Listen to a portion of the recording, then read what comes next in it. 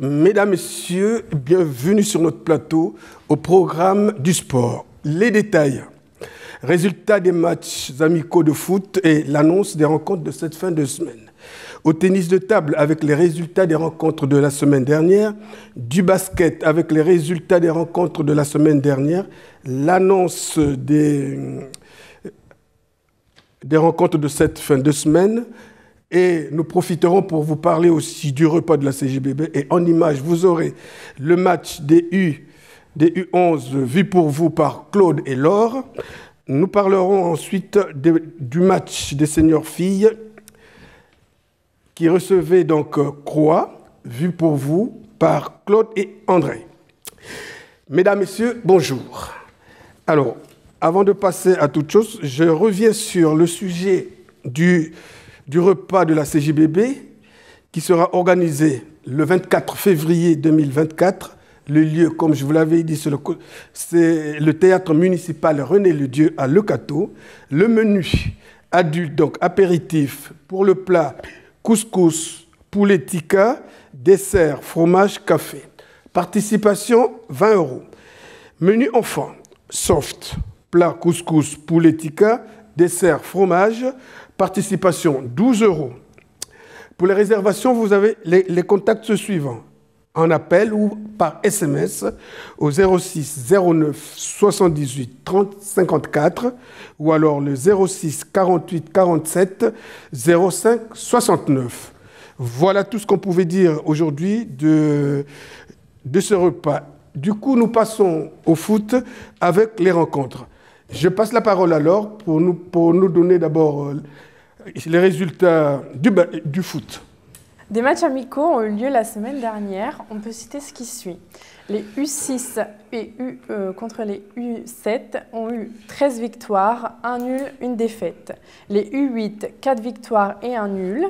Les U9, 4 victoires et 1 nul. Les U9 foot à 8 ont gagné 3-2 contre Aulnoy-les-Valenciennes. Victoire 4-0 des U10A contre les U11 de Maroilles. Victoire 4-0 des U11 contre les U12. Victoire 4-0 des U15A contre Marquion. Enfin, victoire 6-3 des U17 contre Sebourg. Bien. Et toujours au foot, nous aurons des rencontres pour cette fin de semaine, si le temps le permet.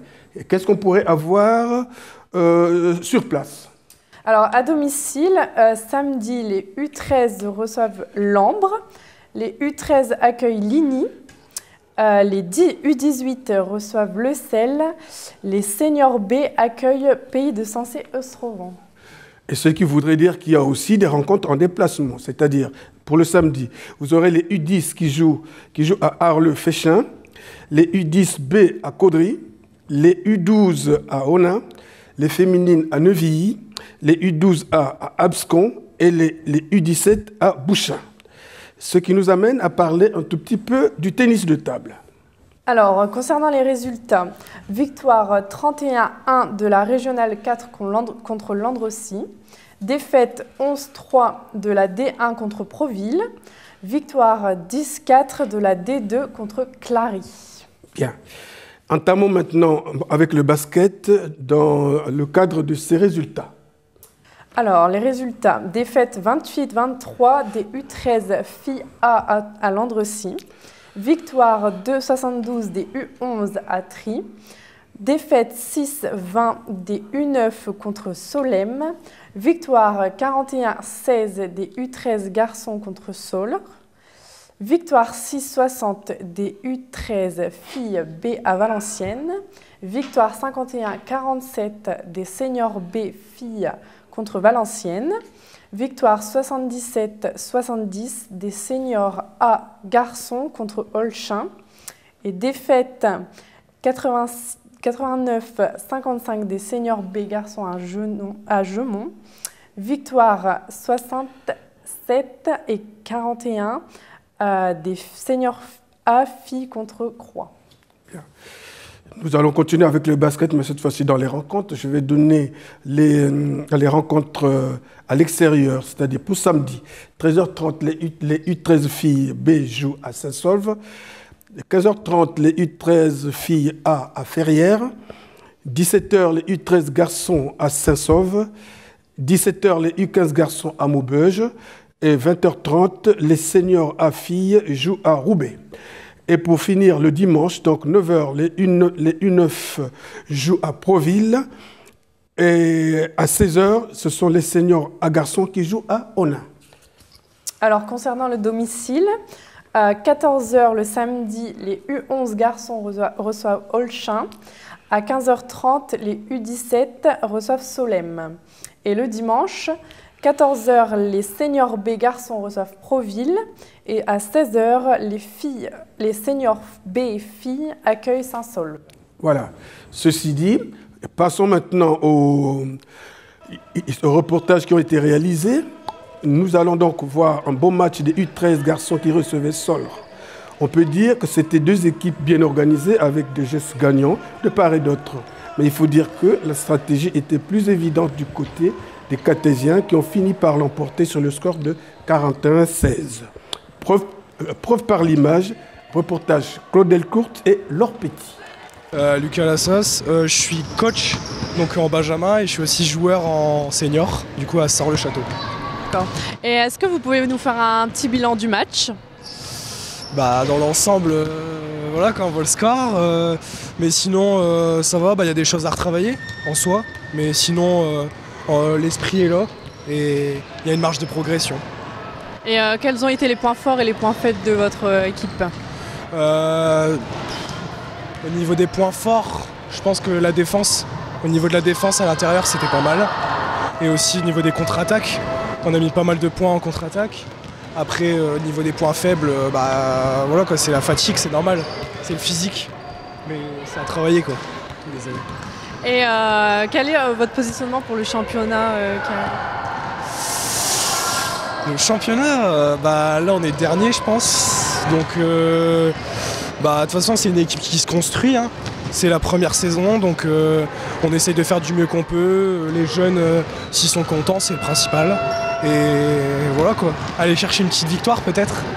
Donc qu'est-ce qu'on peut vous souhaiter ?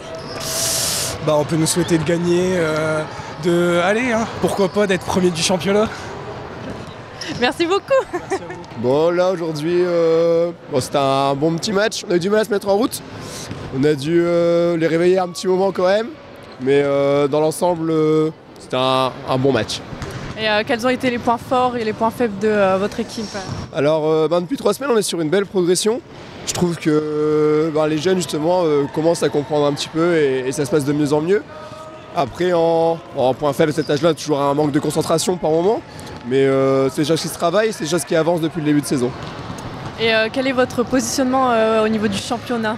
Donc là, actuellement, on est 2e.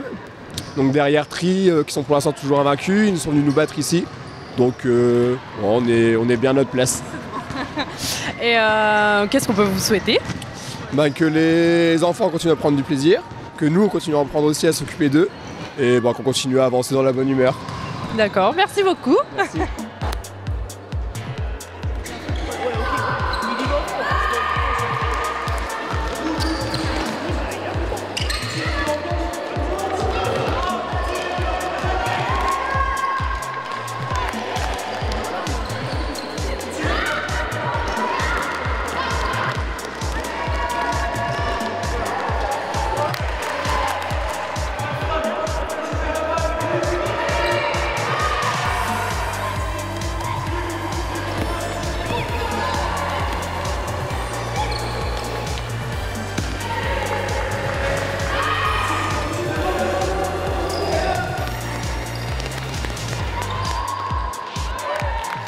Et nous sommes repartis au basket toujours, mais cette fois-ci, c'était dimanche. Ce sont les seniors à filles qui recevaient l'Olympique de Croix dans un match qui a commencé presque à 100 à l'heure.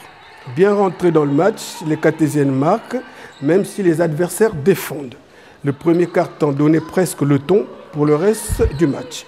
24-15 pour les Cartésiennes qui maintiennent le rythme dans le deuxième quart-temps qui prend fin sur le score de 35-28. La deuxième mi-temps commence en demi-teinte pour les deux équipes qui ont marqué très peu de points. Pour seul exemple, 7 points pour les adversaires. C'est 7 points de marqués sur un carton. C'est quand même très peu. Le tableau donc affiche 46-35 pour les Cartésiennes. Le contrat est bien rempli, car le score final leur donne raison. Le Cateau 67, Croix 41. Reportage Claude Delcourt et André Biangou. Je m'appelle Claude Lotte, je suis coach de l'Olympique de Croix depuis pas mal d'années. Ah ouais, d'accord. Bon alors, aujourd'hui, qu'est-ce qui a manqué à votre équipe? Ce qui manque, c'est que depuis septembre, j'ai que des blessés. Et des grosses blessures, des opérations, des poignets cassés. Donc on fait une saison compliquée. Sur 9 filles, j'en ai 3 qui sont pas là. Donc j'ai recruté des filles mais qui n'ont pas beaucoup de basket malheureusement. Mais heureusement qu'elles sont là pour faire les matchs parce que on fait beaucoup de matchs à 6. Quand c'est comme ça, c'est difficile à combler. Hein? C'est difficile à combler, sachant que j'ai quand même quelques femmes qui ont commencé à avoir de l'âge. Et on rencontre des jeunes qui courent et tout ça, c'est voilà. Ouais. Mais au complet, sans blessure, on pourrait finir milieu de classement. Ouais. Et là, vous en êtes où au classement? Là, on est avant-dernier, malheureusement. Donc on a espoir qu'après la trêve, là, il va y avoir une petite trêve. J'espère que mes blessés vont revenir pour finir la saison correctement et essayer le maintien. Donc comment vous voyez l'avenir alors? L'avenir, j'espère être en D1 l'année prochaine et recruter et partir sur un groupe de 12. Cette année, on était 9. Malheureusement, j'ai pas de boule de cristal, donc je m'attendais pas à toutes ces blessures. Donc l'année prochaine, j'ose espérer que je puisse recruter, au moins partir à 12, quoi. Vous n'avez pas des équipes un peu plus basses pour aller recruter? Le problème, c'est qu'à Croix, on n'a plus que les seniors filles. Il y a plus en filles, on n'a plus de catégorie à part les seniors filles. Sinon, on n'en a plus. En garçon, toutes les équipes sont doublées. On a notre équipe première qui vient de monter cette année en prénat, qui tourne bien, ils sont 4e de prénat. Mais en filles, on a de la misère à recruter des filles. Donc qu'est-ce que vous dites à vos filles aujourd'hui? Je leur souhaite... aujourd'hui, je suis content d'elles parce qu'ils ont quand même défendu, malgré toutes ces blessures. J'en ai encore 2 de blessés aujourd'hui. Je suis content de ce qu'elles font. Maintenant, elles font ce qu'elles peuvent avec le bagage qu'ils ont. Et je leur dis de garder le moral, surtout pour jusqu'à la fin de saison. Alors, nous vous souhaitons un bon retour alors. Merci beaucoup, à bientôt. Aujourd'hui, je pense que les filles ont fait le taf. Hein. Oui, elles ont fait un bon match défensif. En attaque, on a encore du mal, mais en défense, elles se sont bien données. D'accord. Bon, j'ai vu qu'il y a eu des recrutements. Oui, on est en pleine saison de recrutement. Elle a été qualifiée hier soir et elle a pu jouer aujourd'hui. Elle nous a fait du bien d'ailleurs. D'accord, ok. Oui, mais c'est l'expérience qui compte aussi. Hein. L'expérience et puis elle met un peu de maturité dans l'équipe et puis la hargne aussi. Bon, qu'est-ce que tu dis aujourd'hui à tes filles alors? De continuer à bien s'entraîner et puis à rester soudées, ça va passer. D'accord. Est-ce que les entraînements, c'est assidu pour toutes, non? Alors oui, sauf j'ai des infirmières dans l'équipe et aides-soignantes, donc c'est vrai que des fois c'est un petit peu... Ouais, c'est compliqué entre le boulot et voilà. le sport. Ouais. Mais chaque fois qu'elles peuvent être là, elles sont là en tout cas. Bon, d'accord. Donc qu'est-ce qu'il faut leur dire aujourd'hui? Qu'on essaye de ne plus perdre un seul match avant la fin de saison. Bien. Ça va être compliqué, hein. Il nous reste les premières à jouer vendredi prochain, mais... Bon, enfin, nous vous le souhaitons quand même. Hein. Merci. Voilà, mesdames, messieurs, j'ai été très heureux de présenter cette page avec Laure. Je ne sais pas ce qu'elle en pense, Laure. Moi aussi. Laure aussi. C'est un plaisir. Bon, ce fut donc un plaisir. Quelle est la difficulté dans ce genre d'exercice? De bien lire et bien suivre ce qu'on doit dire. Voilà. Bon, est-ce que Laure se représente que pendant que nous sommes à 2 ici, il y a beaucoup de gens qui nous regardent? Bon, un petit peu. Un petit peu? Bon, ça ne fait pas peur, ça. Non, ça va. D'accord, alors. Donc, on recommencera, n'est-ce pas? Oui. Bon, allez. Un petit message à qui tu veux. Merci beaucoup. Non, tu peux donner un petit message à qui tu veux, parce que ça passe dans les réseaux sociaux, ça. Alors, petit message. Bonsoir à toute ma famille. Et bien voilà.